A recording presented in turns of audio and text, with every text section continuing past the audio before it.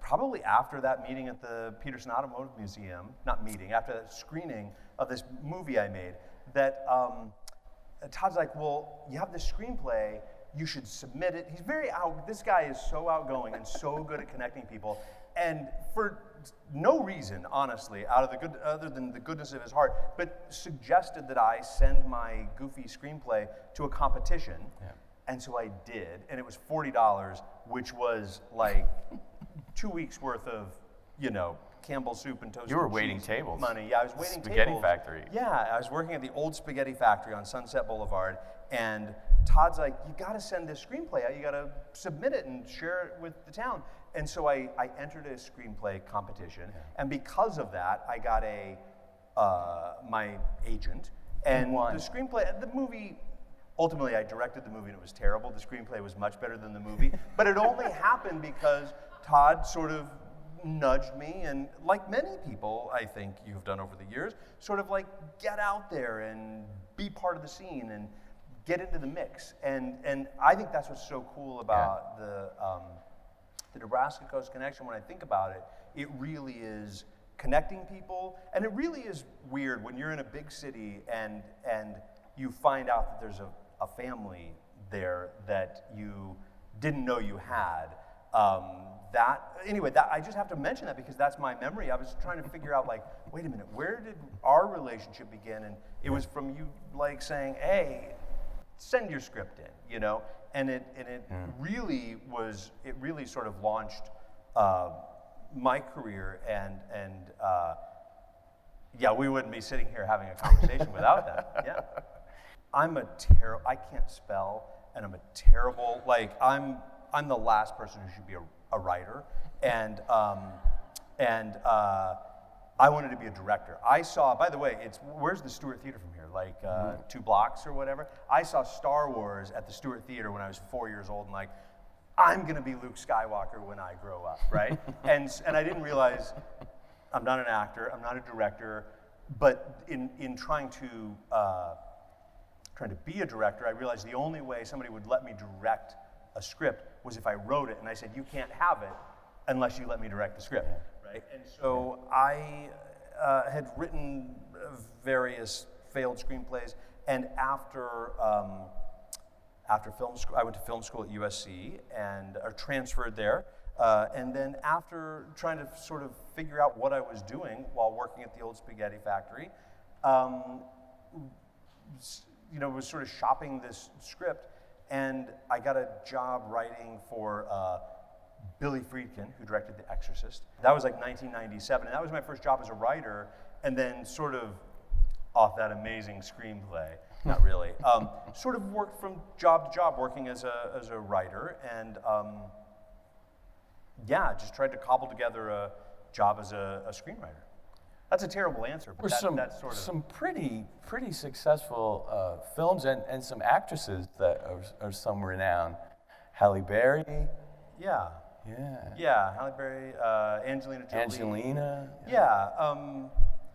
Yes, but the movie industry weirdly sort of contracted. Everything became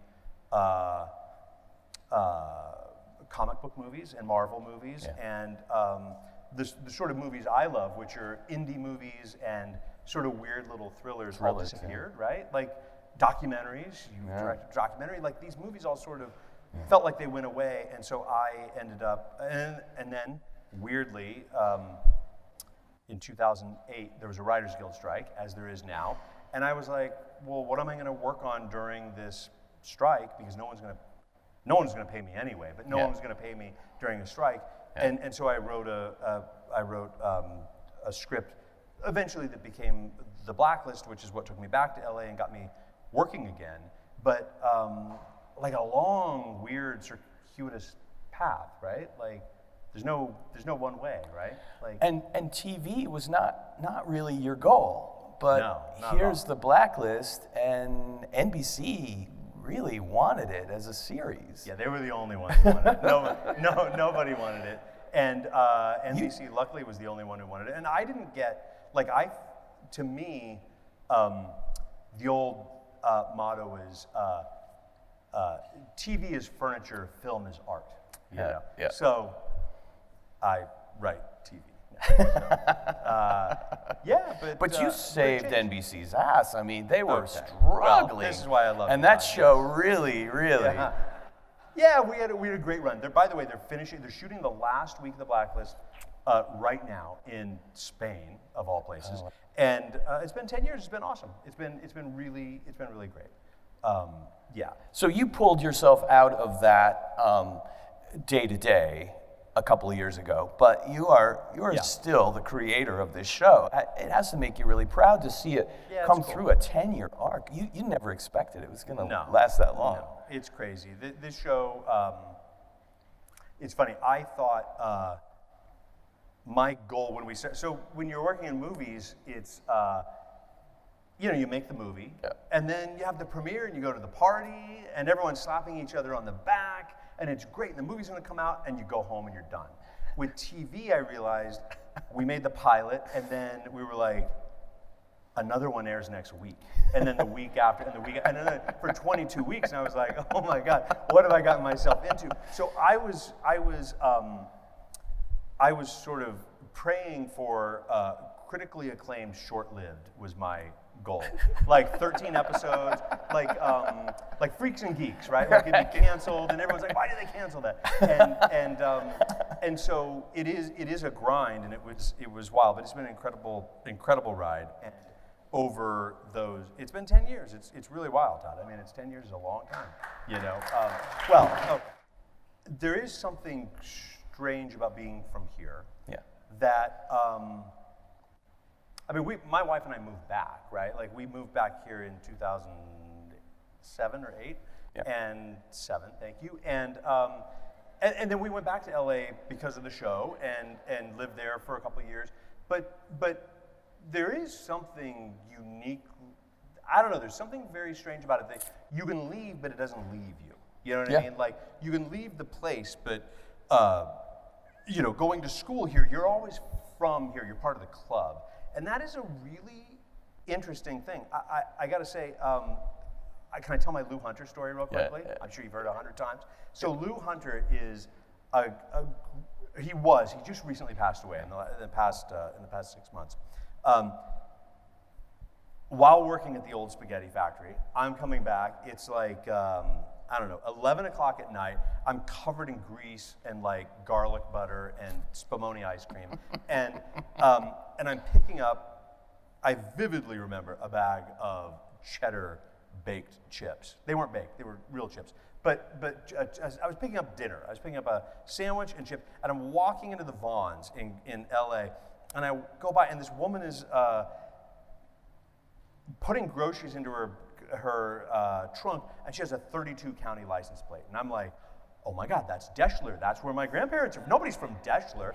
And I said, excuse, like any weird guy approaching an elderly woman in a parking lot, she was like, please tell me where you, I was like, are you from Deschler? And she's like, well, Superior, but who are you and why would you ask? And I said, well, I know because Nebraska and my grandparents, and that's a thing. And she said, well, my husband is Lou Hunter. Do you know Lou? And I didn't at the time. Again, prolific screenwriting professor from UCLA. And she said, well, you should come over to the house. And I'm like, well, it's like 11 o'clock, And she said, well, that's all right. Lou's watching some student films and reading some script. You got to come and meet him. And I'm like, I feel like, and now I'm like, okay, wait a minute. I'm not sure this is some sort of setup. And so I go to their house. It's 11 o'clock at night. They must have been 65, 70, I don't know. And I go in. Lou's like watching student films on the TV. And she introduced, oh, this is John, and he's from Nebraska, and he wants to be a writer. And he's like, oh, you want to be a writer? How great. There's this weird connection because of where we were from. That was just undeniable. Like, it really was. And they both turned out to be super weird people. No, I'm joking. They're really great people.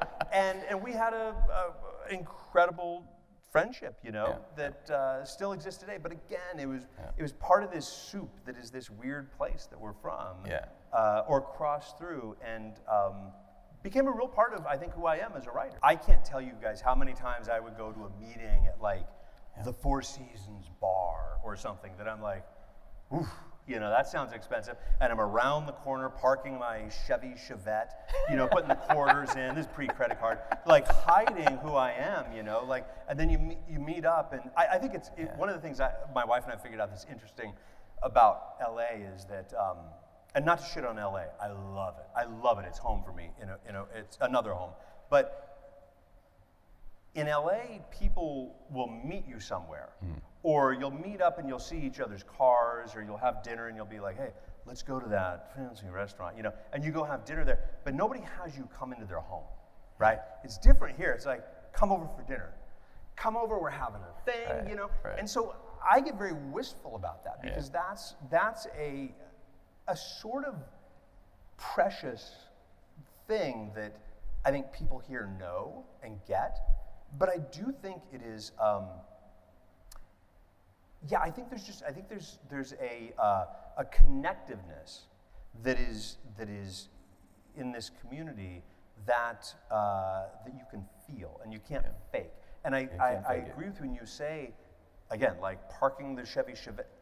It was actually a Mazda. It wasn't a Chevy Chevette.